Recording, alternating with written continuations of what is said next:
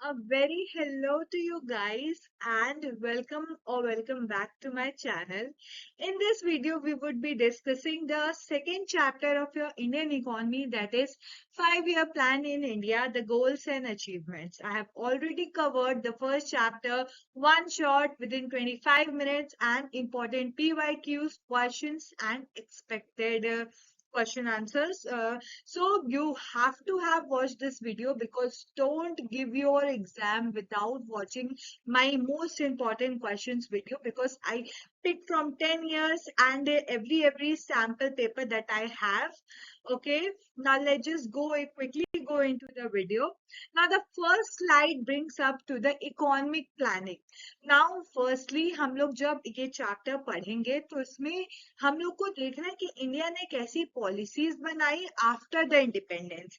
Therefore the what is in the chapter is ये 19 जब Britishers leave किए थे, that is 1947. okay, you know the independence day 1947 में है.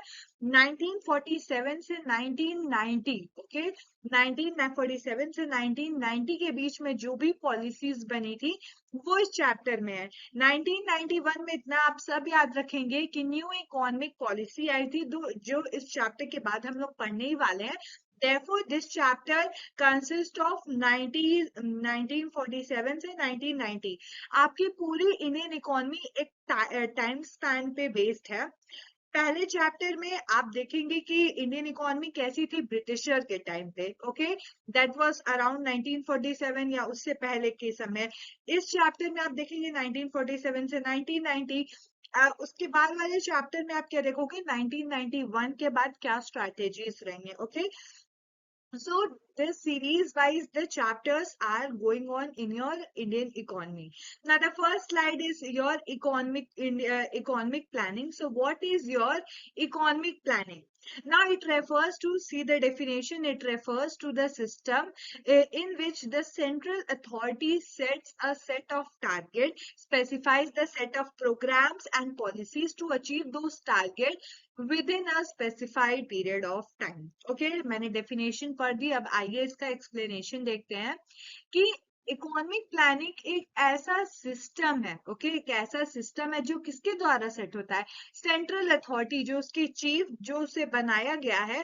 Central authority mean central government जो है वो क्या करती है, एक इकोनॉमिक प्लानिंग एक ऐसा सिस्टम है जो जहाँ पे central authority different set of target set करती है. What they set of targets, वो टारगेट एक बनाती हैं, गोल्स बनाती हैं और ऐसे प्रोग्राम्स बनाती हैं जो उस टारगेट को पूरा करने में आपकी मदद करेंगे.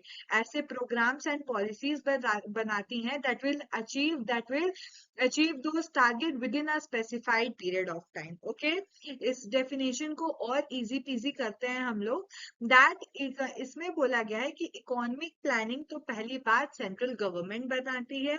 ओके, सेकेंडली बोला गया है कि ये एक टारगेट सेट करती है, सेंट्रल गवर्नमेंट एक टारगेट सेट करती है एंड उस टारगेट को पूरा करने के लिए प्रोग्राम्स एंड पॉलिसीज बनाई जाती हैं. सपोज करते हैं एक एग्जांपल के साथ कि इस बार का हमारा गोल है कि हम पॉवर्टी को रिड्यूस करेंगे. ओके, पॉवर्टी को रिड्यूस करेंगे, दैट इज हमारा target, that is set by the economic planning. I am just giving an example कि इकोनॉमिक प्लानिंग ने एक टारगेट लिया, दैट इज रिड्यूस पॉवर्टी.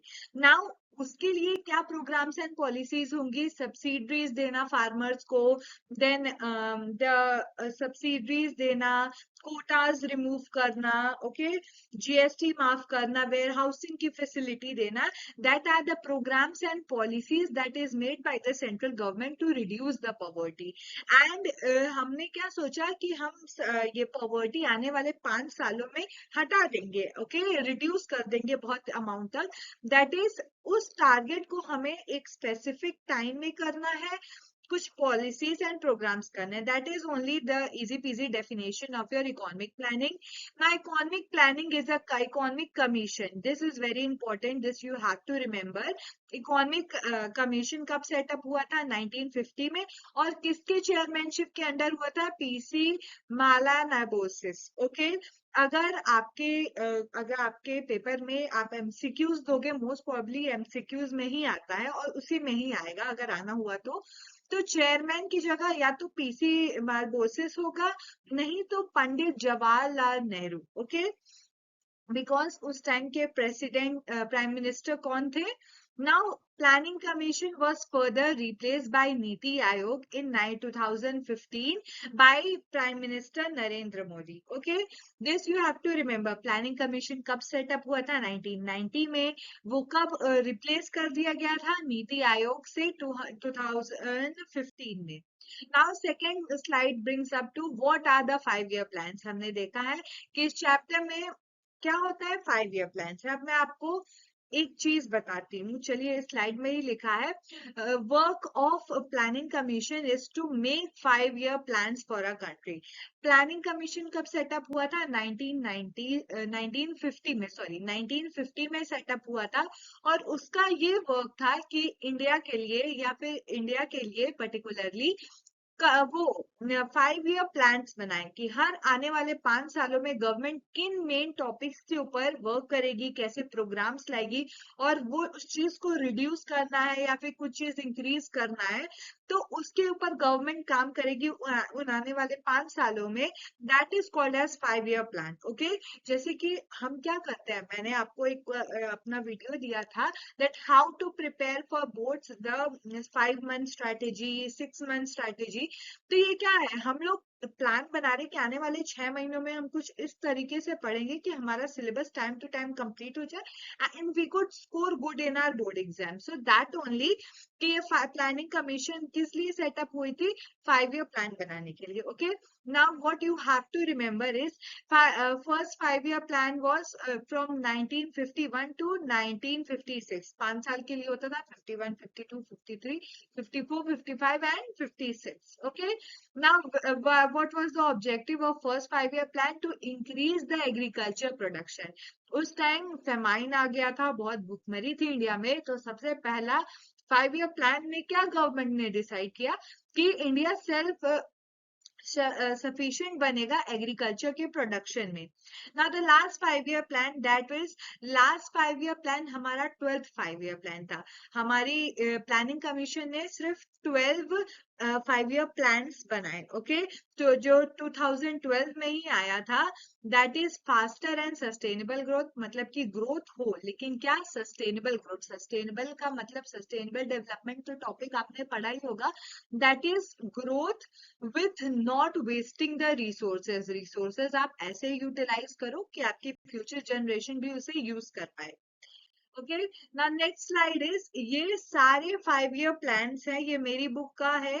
जब मैं पढ़ती थी तो मैंने इस बुक का, ये बुक्स मेरे पास अभी भी रखी है, तो मैंने इसका एक वो पिक्चर क्लिक करके डालिए. ये सारे 5-year प्लान है. ये फर्स्ट 5-year प्लान है जिसपे स्टार बना है, that you have to remember. जो फर्स्ट 5-year प्लान है, सेकंड 5-year प्लान है and the last 5-year plan. बाकी कुछ इतने इंपॉर्टेंट नहीं है. बीच में 3 एनुअल प्लान्स आए थे जो 1-1 साल के थे. ओके. देन 1 साल का एनुअल प्लान 1979 में आया था और यहाँ पे 2 एनुअल प्लान आए थे. So what you have to do is slide में सब कुछ है, मैं ये इरेज कर देती हूँ and you take a screenshot of this. Okay. And आप इसे एक बार अच्छे से 2 बार रीड कर लेना, that would be enough. Okay. Now, types of economies, there are 3 types of economies, you know, that is capitalistic, socialistic and mixed economy.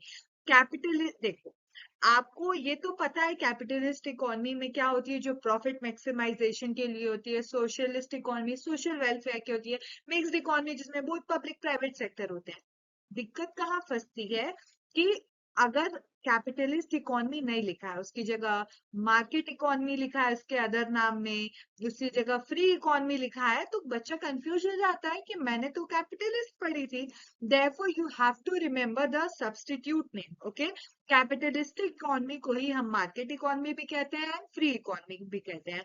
ये govern by the, ये किससे गवर्न होता है? Market forces of demand and supply. That means जैसी demand बढ़ेगी वैसी इसकी supply रहेगी। ओके, अगर डिमांड ज्यादा है, सो जैसे डिमांड है वैसे ही सप्लाई, ये डिमांड सप्लाई पे बेस करेगी। अभी ये डिमांड ज्यादा, वो हम लोग को नहीं पढ़ना है इस चैप्टर में।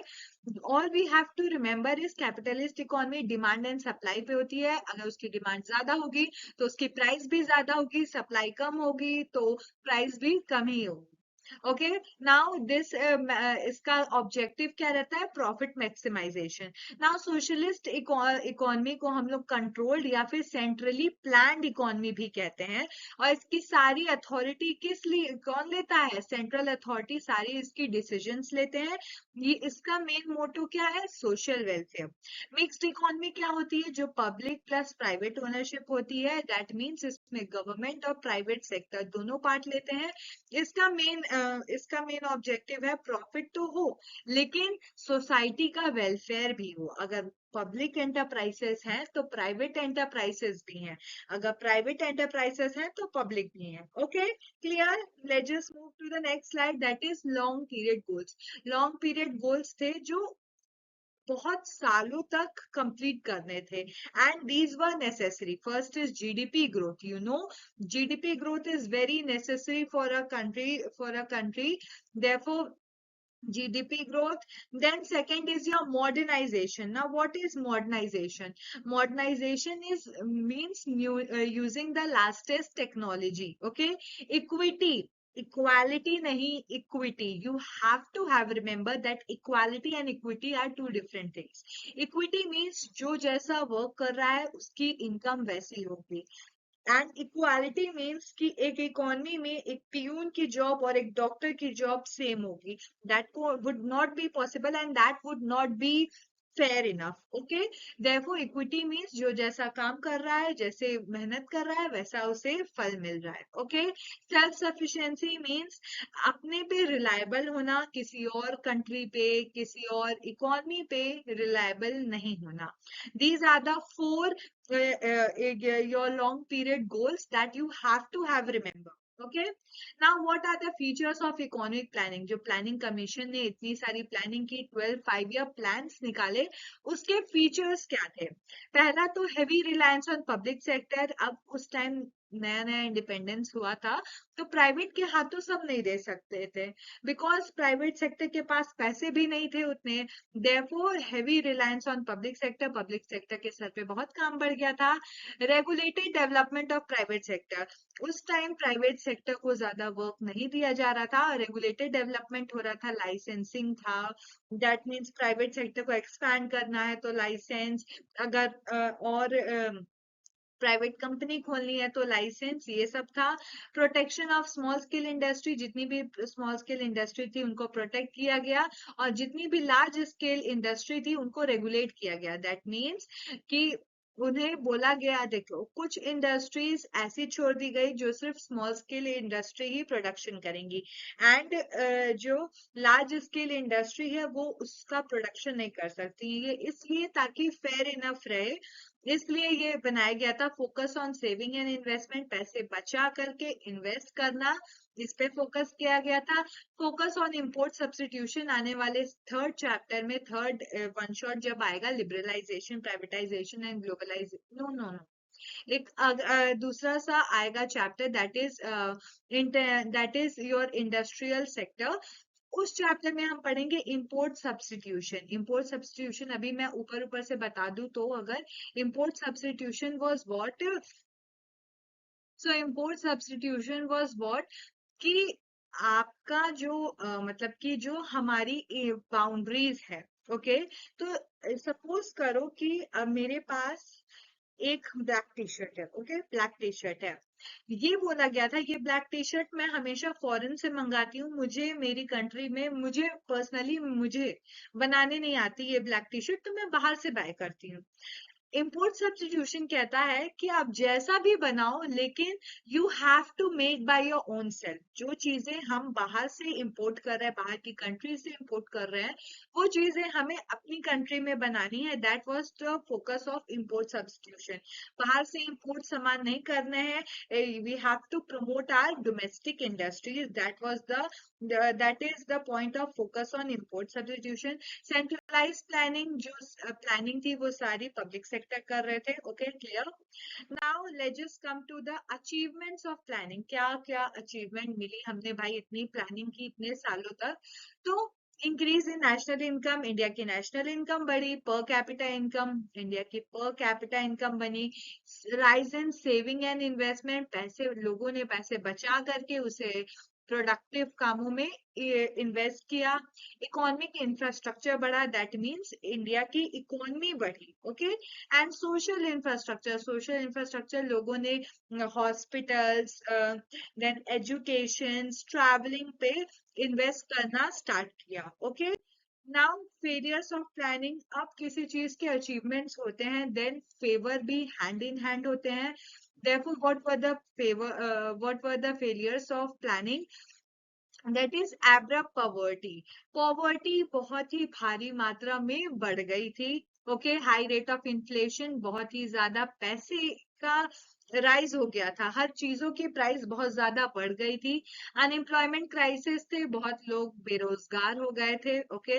ना इनएडिक्वेट इंफ्रास्ट्रक्चर, अभी भी इंफ्रास्ट्रक्चर उतना अच्छा नहीं था इतनी प्लानिंग के बावजूद। And squid distribution, that means rich और पुअर के बीच में डिस्ट्रीब्यूशन बहुत ही गैप आ गया था, ओके। जो रिच थे वो रिचर होते जा रहे थे, जो पुअर थे वो पुअरर होते जा रहे थे।